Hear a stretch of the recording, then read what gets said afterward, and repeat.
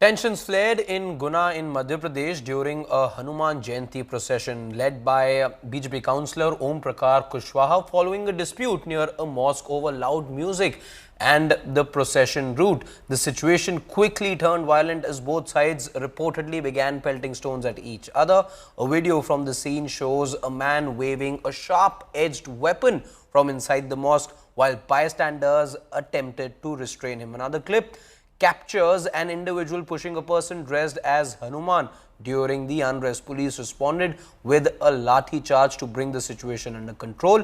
During the violence, councillor Om Prakash Kushwaha's 11-year-old son Akul Kushwaha sustained injuries. An FIR was filed by Kushwaha following the incident. So far, 9 individuals, including the main accused, Vicky Khan, have been arrested. Police raids are ongoing to apprehend other suspects. Following Vicky's arrest, his wife Najma broke down in tears, claiming he is innocent. She alleged that the police brutally beat both Vicky and their son Samir, picked them up from their home at night and also confiscated their mobile phones. पार्षद के बारे में बताया गया कि उसने जबरदस्ती यहाँ पे निकल गया, जुलूस से जा रहा था शांतिपूर्ण रूप से, तो उससे चक्कर में शायद कम्युनिकेशन गैप हुआ, उसकी पुलिस से जुबान लिखी हुई है। और मुझे बताया गया है यहाँ पे लोगों के द्वारा कि वार्ड नंबर 6 के पार्षद है कुशवाहा जी, तो हम लोग उसके पुलिस की इन्वेस्टिगेशन चल रहा है और यहाँ पे दोनों पक्ष से कुछ पथराव भी हुआ था, लेकिन सिचुएशन पूरी तरह से कंट्रोल में है। हम इसके सामने ग्राउंड रख लिया है और आस पास लोगों से बातचीत की है। अभी चीज़ें सिचुएशन जो पूरी तरह कंट्रोल में। बताएं आप। हम अंदर बैठे थे, हम बाहर इसके पापा आए तो बाहर पथराव चल रहा था। वो खड़े होके देखने लगे तो दुकान पे हमला कर दिया सबने। दुकान पे हमला करा तो वो अंदर आ गए सब। अंदर घर में से उठा के ले गए, बच्चों की बात तोड़ गए। पुलिस वालों ने मेरे कपड़े खींच दिए। मैंने उनसे मना करा, अंकल जी मेरे कपड़े नहीं खींचो, मैं पुलिस वाले हो, तुम अंकल जी मदद करो। नहीं, हम तो ले जा रहे हैं। और मैंने वो कब ले गए? रात को ले गए उठा के। मेरे लड़कों को ले गए, मेरे लड़कों को ले गए उठा के, गेट तोड़ के। मैं अंदर गेट लगा के बैठी, जब भी पुलिस वालों ने पूरा गेट तोड़ दिया, कपड़े खींच दिया, पूरा गेट आके देखो तुम। हर बार रामनवमी का भी निकला यहाँ जुलूस, कोई उधम नहीं हुआ। माँ अंदर नमाज हो रही थी रामनवमी के दिन, ठीक है, और यहाँ पर ये नारे लगा रहे थे रामनवमी पे। हर बार जब भी आते हैं कोई सा भी जुलूस निकलता है, आप लोगों का कोई सा भी जुलूस निकलता है, यहाँ के उधम मचाते हैं। वो मस्जिद के सामने ही नारे लगाते हैं, चिल्लाते हैं। यहाँ आपके यहाँ कोई धर्म में कोई कार्यक्रम हो रहा हो तो आप उसमें उधम मचाओगे क्या?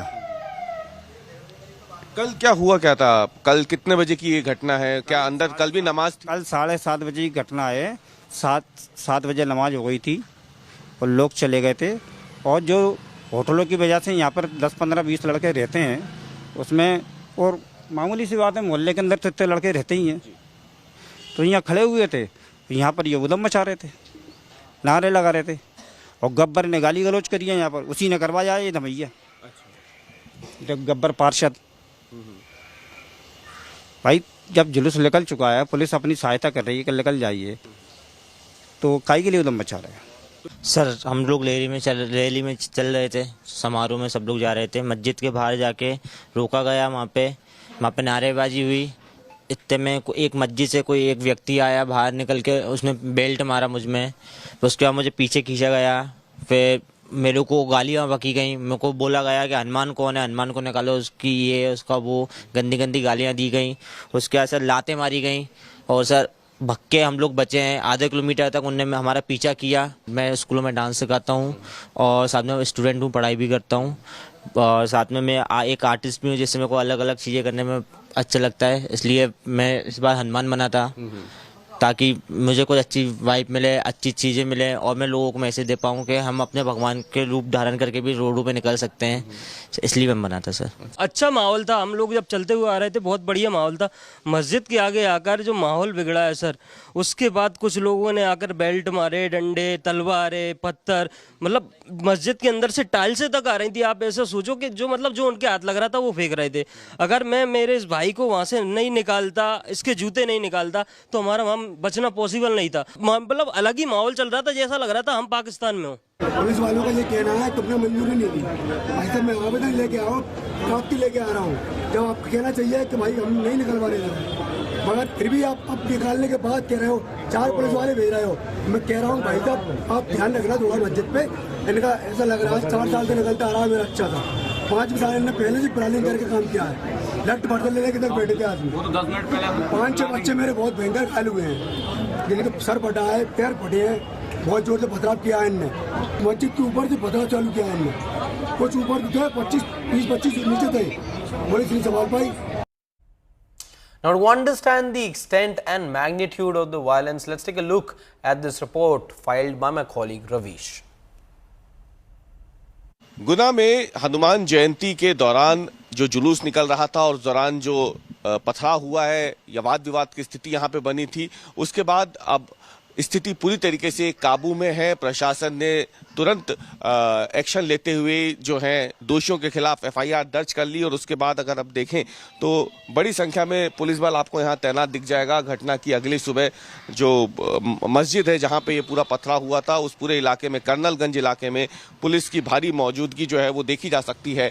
ये वो सामने मस्जिद है जिसके ठीक सामने जब जुलूस निकल रहा था उस दौरान डीजे की तेज आवाज और जो नारे लग रहे थे, उसके बाद ये पूरा घटनाक्रम घटित हुआ और फिर जो पथराव हुआ उसमें कुछ लोग घायल भी हुए। पुलिस ने फिलहाल 5 लोगों के खिलाफ नामजद एफआईआर दर्ज की है। इसके अलावा 15 से 20 अन्य अज्ञात लोग भी हैं जिनके खिलाफ ये एफआईआर दर्ज हुई है। लेकिन ये जो पूरा इलाका है कर्नलगंज का, आपको बता दें यहाँ पर अभी भी जो पथराव हुआ था उसकी तस्वीरें जो है वो है, निशानियां बाकी हैं। ईंटें जो हैं वो अभी भी यहाँ पे रखी हुई दिख जाएगी। ईंट के अलावा अगर आपको देखें पत्थर जो है वो साफ तौर पे यहाँ बिखरे पड़े हुए हैं अभी भी, और ये साफ तौर पे बता रहा है कि किस तरीके के हालात रहे थे जब हनुमान जयंती के जुलूस पर यहाँ पथराव हुआ था। हालांकि बताया जा रहा है कि 15 से 20 मिनट के दौरान ही प्रशासन ने तुरंत एक्शन लेते हुए इस पूरी घटना को आगे बढ़ने से रोका। लेकिन अभी भी ये जो निशानियां यहाँ दिख रही हैं, जो लोग यहाँ भगदड़ के दौरान भागे होंगे, पथराव के दौरान भागे थे, उनके जो चप्पल जूते वगैरह यहाँ रखे हुए हैं ईंटों के साथ, पत्थरों के साथ, वो साफ तौर पर गवाही दे रहे हैं कि यहाँ पे कल रात को, कल शाम को जुलूस के दौरान क्या कुछ हुआ होगा।